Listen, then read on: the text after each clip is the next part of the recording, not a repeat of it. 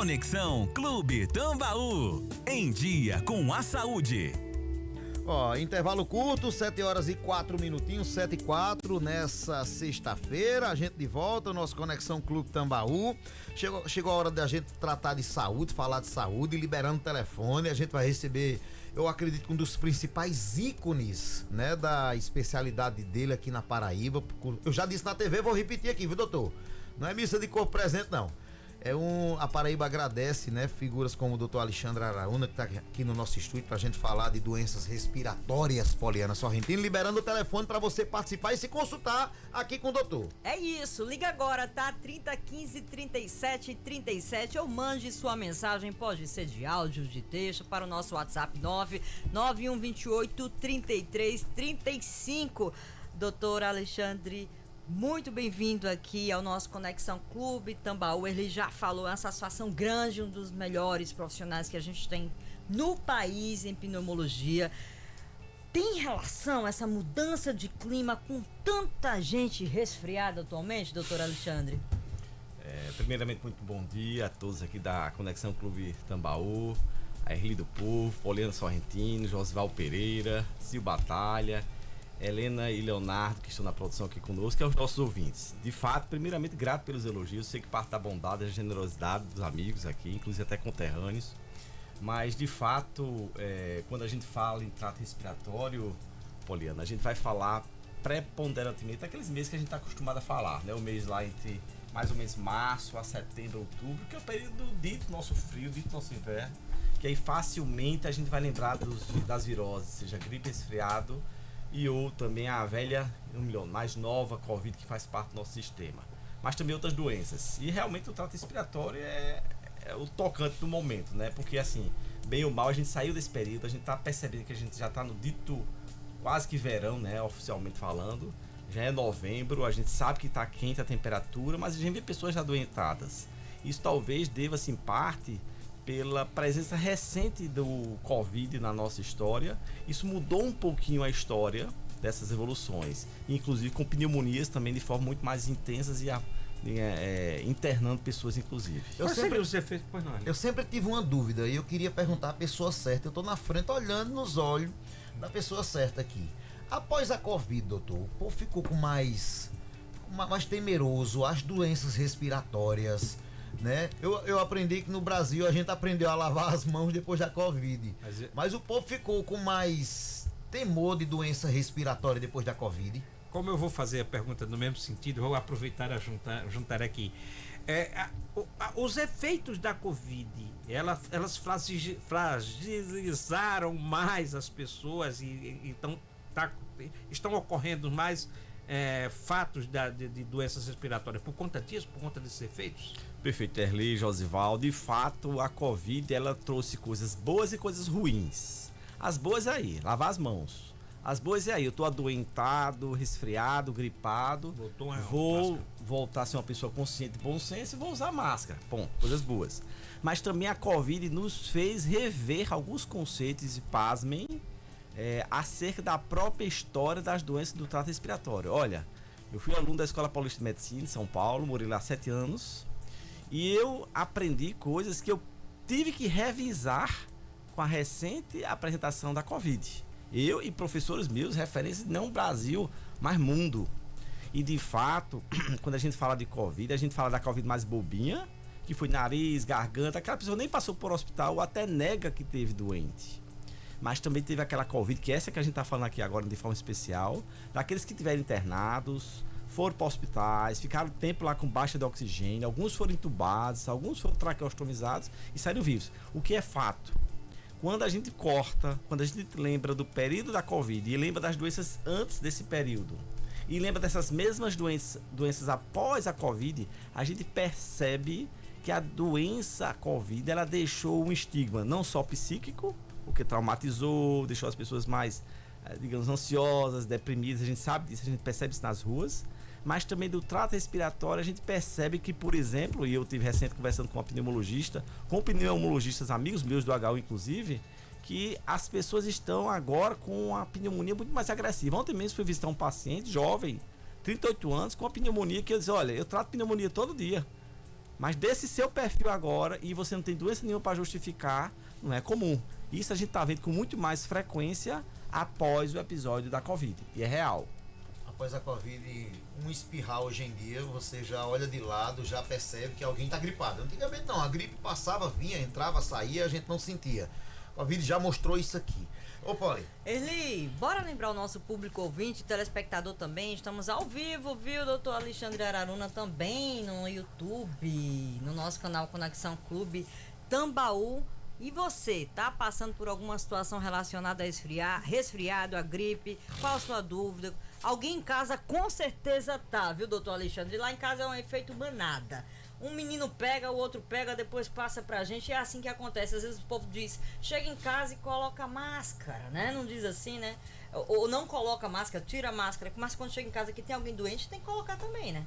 É o bom senso, né, Poliana? Vamos, assim, eu tô doente. Talvez pra mim aquela virose, aquela gripe, o resfriado, não me incomode. Eu sou saudável, não tenho doença nenhuma. Talvez não me incomode.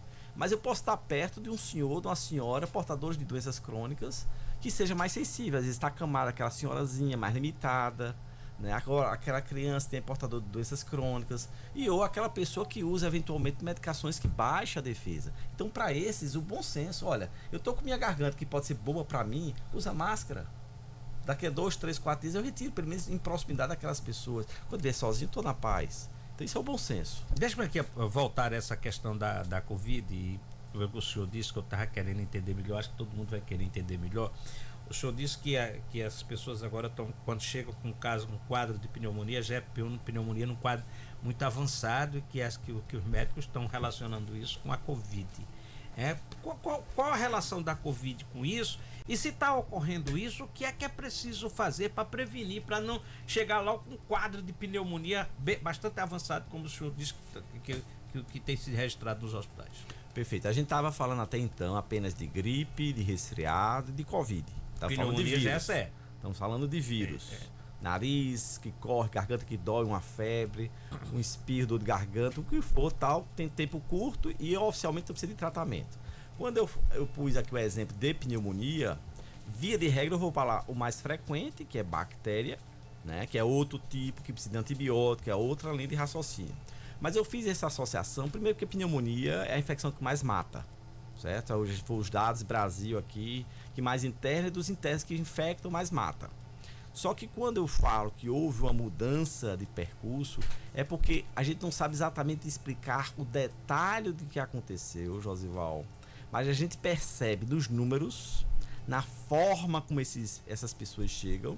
E frequentemente, quando a gente viu uma pneumonia lá atrás, era riquíssima de sintomas. Era uma febre de 2, 3 dias com secreção amarelada, dor no peito, falta de ar, prostração.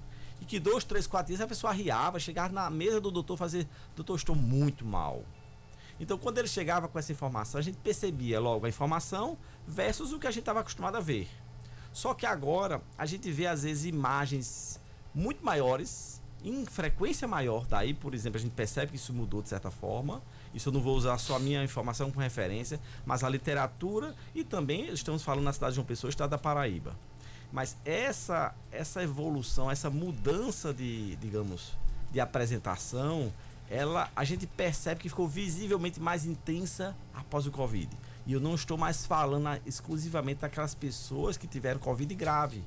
Porque aqueles dali ainda podem estar pagando preços decorrentes das sequelas tidas naqueles momentos maiores de gravidade. Doutor Alexandre, a gente está falando, né, de Covid, mas a gente sabe também, né, que outras questões influenciam, né, como o tabagismo, como também a diabetes, pressão alta, como, né, que de alguma forma essas questões também podem agravar as doenças respiratórias. Perfeito, Poliana, de forma absoluta. É tanto que a gente fala que além dos extremos das faixas etárias, que é o idoso, acima de seus 60 anos, tem que ter uma atenção maior, né? E também aquelas crianças em faixas etárias pequenas, né? Abaixo dos seus 5 anos de idade. Mas no meio dessa estrada, esses que você acaba de mencionar, os portadores de doenças crônicas, o hipertenso, o diabético, a pessoa que tem problema renal, o cardiopata, o usuário, não vou falar do tabaco, vou falar agora do vape, porque o vape faz muito mais mal do que o cigarro clássico. Que é o cigarro eletrônico. Eletrônico, que é o cigarro eletrônico. Então, Estes produtos fazem com que a nossa defesa, o trato respiratório, fique mais frágil. E no ato da fragilidade, olha, se vê um bandido entra numa casa com a porta escancarada, é diferente do bandido entrar numa casa cheio de cadeado, cheio de porta fechada, com grade e tudo. Ou seja, traduzindo de forma simples, aquela pessoa que tem a porta escancarada, por exemplo, de forma mais simples de tradução, é a pessoa que está com a defesa fragilizada por doenças ou medicações. E aquele que faz atividade física, caminha, come bem, não fuma, ou bebe minimamente e tem boas coisas e dorme na mente e dorme bem, essas pessoas, traduzindo de forma mais simples, é aquela pessoa que tem aquela casa mais fechada, mais robusta para o impedimento, por exemplo, da invasão de um vírus chamado Covid. A gente falava agora há pouco aqui, doutor, de queimadas no município de Manaíra. Eu vou entrar num assunto agora que o mundo inteiro fala disso. Aquecimento global, queimadas, a umidade relativa do ar lá embaixo. Até que ponto, né, o meio ambiente, ou seja, a esfera global mudou nas nossas vias respiratórias? Isso aqui afeta? Perfeito, Erli. Com certeza afeta. Imagine que a gente foi, a nossa fisiologia, digamos, a forma com que o organismo que Deus nos deu, da forma mais natural possível, ela só gosta de ar puro, oxigênio e vida saudável. Água fresca. Água fresca, um ambiente satisfatório, um friozinho, não, o ar não ressecado, mas úmido de forma satisfatória.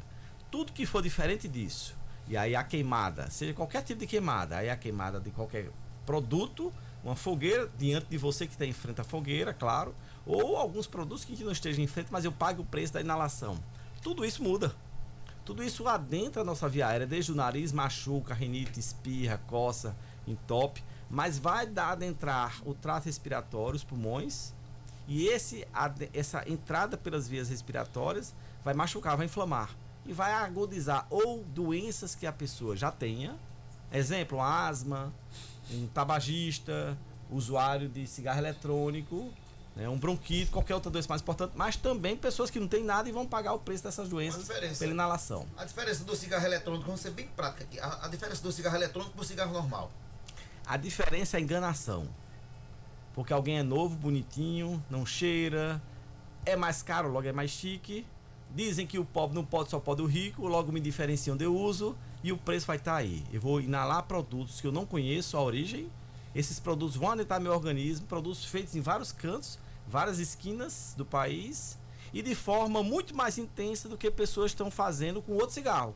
Porque quando aquilo vira uma chupeta, porque eu não sei, ninguém sabe, ninguém vê, papai não reclama que não cheira, mamãe não sabe, e eu vou inalando o dia todinho, centenas de produtos ao longo de todo o meu dia, cheio de nicotina, e aí o preço está aí. E o velho cigarro, o pessoal já sabe o crime e o poder dele também fazer mal. As notícias e as pesquisas sobre os efeitos são terríveis, né?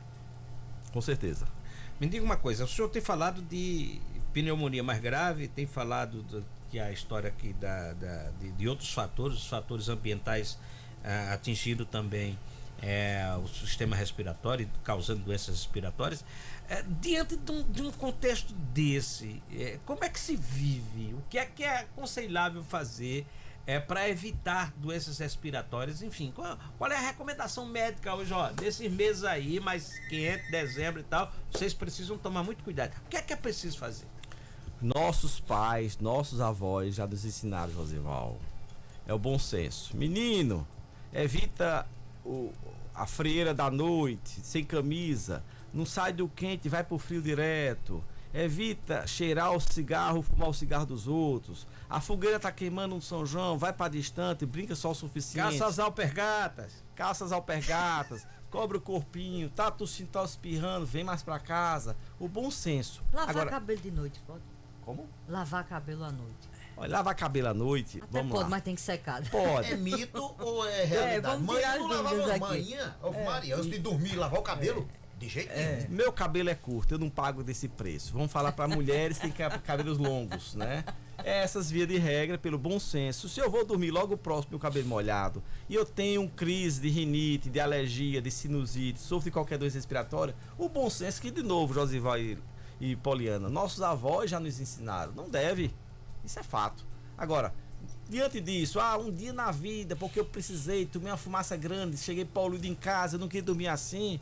não vai matar ninguém. É o bom senso novamente. Doutor Alexandre, qual a diferença?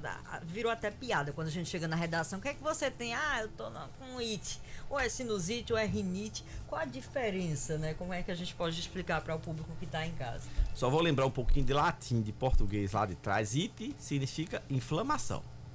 Certo? Então já percebeu que tem um sino na frente e tem um rino na frente. Faringite, da faringe. Bronquite, dos brônquios. Entendeu? Gastrite do estômago, o it, tá vendo o it no finalzinho de todas elas? Então, esse princípio que quando a gente pensa em rinite, traduzindo de forma mais simples para quem está nos ouvindo, é a região mais superficial do nosso nariz, digamos assim, certo? Que é a inflamação, que é o nariz que escorre, que entope, que coriza. Isso pontualmente, quando tem um contato com algum produto, rinite alérgica, por exemplo, ao longo dos tempos, várias vezes na semana ou no mês. O que é que causa mais alergia nesse caso? O mofo. O pó, a poeira, aqueles germes invisíveis aos nossos olhos, chamado ácaros, que as pessoas já estão até se acostumando a ouvir esse nome. E a sinusite, sinus, digamos, vamos traduzir de forma mais simples também, são a região mais profunda do nosso rosto, certo? Dentro dos ossos da face. E aí esse processo, de novo, a inflamação ou a infecção, né? Que pode ser vários germes, a gente falou de produtos alérgicos, mas pode ser uma virose, pode ser uma infecção bacteriana. E claro, toda vez que eu digo o agente, eu estou já imaginando o tratamento. Se eu falo de produto alérgico, rinite alérgica. O senhor fala de tratamento, eu estou imaginando, será que alguém está me ouvindo agora no carro, em casa, seja lá onde for, quer tirar alguma dúvida? Tá sentindo algum sintoma desse? Vou aproveitar o doutor que tá aqui, ó, 3015 37 37. Será que alguém tá me ouvindo agora? Rapaz, eu tô com esse negócio aí, doutor. Tá? Quer ter alguma dúvida? Liga pra mim, 3015 37 37. E minha amiga Silvana Batalha eu tenho uma tem dúvida. O doutor falou aí sobre ácaros, né? E aí eu lembrei da questão do travesseiro. Se fala muito que o travesseiro deve ser trocado, né? Por conta dos ácaros que ficam acumulados, colchão também. De quanto em quanto tempo a gente tem que fazer essa troca ou alguma higienização mais profunda para evitar essas doenças respiratórias? E dentro dessa pergunta da Silvana, é mito ou é verdade colocar o colchão, o travesseiro no sol é bom ou é ruim? Já vou botar mais um tempero nessa história. Eu vi uma reportagem essa semana passada que dizia que é errado arrumar a cama assim que acordar, juntar os lençóis, botar lá no local guardados, que é errado. Por quê? Porque eu entendi assim. A gente fica suado à noite, tá certo? E esse suor, se você guarda, você tá alimentando ali ácaros e outras coisas mais. O ideal é você deixar. Eita, pra quem gosta de cama desarrumada é retalho. Deixar um tempo. Bora saber se é mito ou se é verdade, então. Deixar um tempo até secar, mas até secar o suor. Bora, doutor Alexandre. Bater e matar o negócio. Doutor Alexandre, respondendo primeiro a Silvana sobre tempo, né, de troca. Inclua aí o colchão, higienização, né? Tanto travesseiro quanto colchão. Lençóis. Na verdade, todas essas respostas têm o mesmo princípio. Vamos lá, e é bom porque isso, inclusive, na minha própria casa, né? Casa de ferro, espeto de pau, né? Ou seja, meu filho veio com esse argumento recente, papai, não é para arrumar a cama, porque aí o argumento de Josival, né? Porque fica guardadinho. Ele tem a justificativa dele porque não quer arrumar, né? Mas fugindo agora a brincadeira, todos eles a gente tá falando de produtos que os nossos olhos não enxergam, certo? Então não adianta dizer, eu não tô vendo nada, então não tem nada.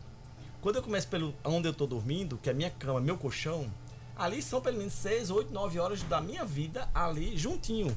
Então, se ali tem um produto que meus olhos não enxergam, a chance, por exemplo, de um travesseiro, com o tempo, depois de 1 ano, 2 anos, ficar rico de produtos, que meus olhos continuam a não enxergar, é muito alta essa chance. Então, e aí aproveitando para desmistificar algumas informações. O sol é o nosso aliado do que os nossos olhos não veem. Então, fiquemos firmados nisso. Não só o sol, como a ventilação. Se eu tenho a chance do meu quarto ter uma janela aberta, que eu possa ventilar, nota 10. Deixe seu quarto todo dia com a janela aberta para ventilar. Se eu tenho a chance de empurrar para uma fresta do sol, para alguma coisa que esteja lá do sol dentro do meu quarto, o meu colchão e meu travesseiro, nota 10. Empurre seu colchão e seu travesseiro para aquela região. Se possível, todo dia. Quem pode, quem não pode, leva lá para fora. Pelo menos 2 vezes por semana, idealmente. Mas chega uma hora que por mais que eu faça isso, o produto não vai mais sair dali. Então a gente vai chamar que o travesseiro está morto. Oficialmente dizem aí 2 anos, pode ser mais, pode ser menos, porque a gente está falando de modelos diferentes de travesseiros, certo? Modelos diferentes. Mas a pessoa é o melhor termômetro. Ou seja, se eu deito na minha cama, no meu travesseiro, e acordo no outro dia com o nariz entupido, espirrando, coçando o nariz, é um alarme para me avisar que alguma coisa onde eu estou ao lado está ruim. E por finalmente aquela história de cobrir ou não cobrir, a gente está falando não é de arrumar ou não desarrumar uma cama assim que acordar. A gente está falando é de cobrir com uma colcha a cama onde eu acabei de me deitar.